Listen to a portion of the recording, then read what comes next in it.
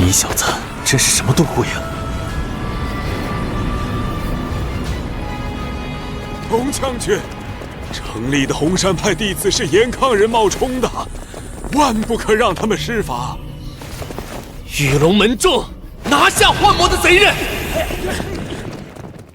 The story picks up right where the previous episode left off. qinmu's consciousness, through that eerie demon god statue, sinks into a boundless dark void.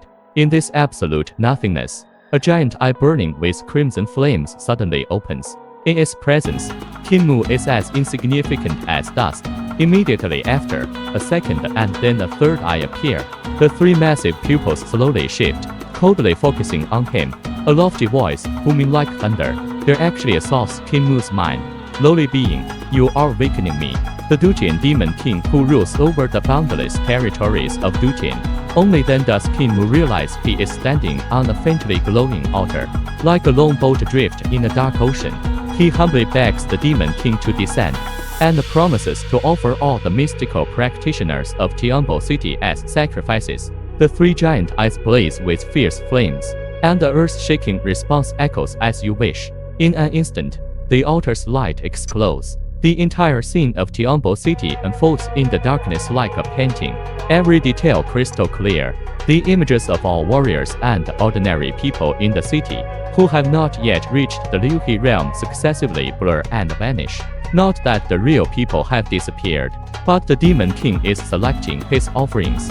qinmu hurriedly tries to point out that the dragon Kailin is not a sacrifice, only to be met with a sinister silence. The master behind that voice coldly declares, "You have no right to command the Dutian demon king. I will borrow your consciousness to descend upon this city." qinmu's body instantly freezes. A terrifying, unparalleled torrent of energy surges from the distant otherworld Dutian, rushing through the channel of his consciousness, and pouring wildly into the wooden demon god statue in the city lord's mansion.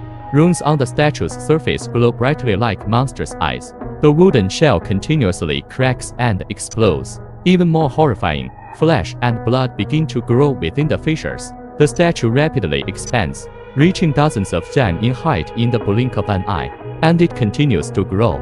Amid flying wood chips, a true, massive demon god with a flesh and blood body is descending.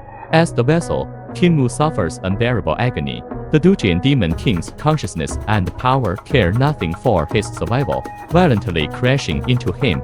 His brow splits open, lightning bursts forth, and his consciousness is nearly shattered. He desperately circulates the domineering body triple elixir skill to protect his mind, barely holding on. Outside, the world has turned upside down. Thunder rumbles around the altar, forcing Shen Wanyan, Si Yangxing, and the others to retreat repeatedly. The Dutian demon king merely lowers one of its suspended giant legs, collapsing large swaths of buildings, and shattering countless incoming spirit weapons. Over a dozen Taoists from the Hongshan sect arrive, and unleash their sect's secret technique, the demon repelling decree. Yellow talismans transform into a massive curtain that descends upon the demon king. But the demon king opens several of his eyes, shooting beams of lightning that instantly reduce the demon repelling decree, and the dozen Taoists to ashes. However, the light from the demon repelling decree briefly disrupts the demon king. qinmu suddenly feels the pressure lighten and regains mobility. He immediately leaps backward. In his heart, he is horrified. This summoned demon god is utterly ferocious and completely uncontrollable. It is no ordinary being. We retreat, qinmu shouts. Upon hearing him, the dragon Kailin reveals its true form. Over 40 jan long, its body ablaze with true fire and radiating immense might. Everyone leaps onto its back. qinmu grabs Yu Qinghong and Yan Qiu, who were sent flying by the shockwaves, and urges the dragon Kailin to flee. Yet how could the Dutian demon king allow them to escape so easily? Its voice shakes the air. Run, where can you run? Finally, someone has summoned me. I will build an altar here, open a permanent passage, summon my true body, and summon the beings of my Dutian. All of you will become skulls upon my altar. A demonic palm reaches out, nearly freezing the surrounding space, and pinning the airborne dragon Kailin in place. Just as capture seems inevitable, a dragon's roar pierces the sky. The dragon king of the dragon taming sect arrives. riding a sect leader level flood dragon. The flood dragon coils around the demon king, spewing thunder and fire, while the dragon king thrusts his sword at the demon king's forehead. Qinmu and the others seize the opening. The dragon Kailin breaks free and races toward the outskirts of the city. But even sect leader level power appears fragile before this otherworldly demon king. A mournful cry rings out as the flood dragon is smashed away by a single punch from the demon king, sending both it and the dragon king flying while vomiting blood. The demon king's four faces roar in unison, the sound waves causing countless people in the city to bleed from all orifices. Its 12 giant eyes blaze with light, sweeping thunder in all directions, and cutting down numerous attacking experts from Tianbo city at the west. The dragon Kailin's rear is struck by one beam, causing it to roar in pain and plummet from the sky. Fortunately, its thick hide prevents fatal injury. Qinmu and the others crash to the ground. They watch as the Dutian demon king rampages through the city, overwhelming numerous powerhouses including the dragon king, while methodically stripping the flesh from the slain, causing bones and skulls to fly into the air, and assemble beneath its feet into an ever-growing terrifying altar. It laughs maniacally. The spirit-summoning talisman command was spread by me. I will use your corpses and bones to build an altar and welcome my true body. The beings of my Dutian will reign over this world. Yu Qinghong stares in stunned silence, and murmurs to Qinmu, Doctor, what on earth have you summoned? Qinmu himself is dumbfounded, but danger is closing in. Long Jianan is charging toward them. The group hurriedly flees with the injured dragon Kailin, who later casts a spell, summoning a tornado to carry the dragon Kailin along as they escape. Looking back, Tianbo city is already collapsing. The demon king battles the city's top experts, while rapidly constructing its skeletal altar. Armies crumble on contact, scattering in panic, utterly unable to form effective formations to resist. During the escape, Qinmu is blasted away by the shockwaves of clashing powerhouses, vomiting blood and becoming separated from the others. Clutching the unconscious Gulinger, he crashes into the forest outside the city. He has just used dragon saliva to revive the little fox, when a strange sound comes from deep in the woods. The enormous crowned serpent that once destroyed their riverboat slowly emerges. Seated atop the snake's head is the tattered, blood-coughing Long Jianan. You destroyed my Tianbo city. You destroyed my dragon-taming sect.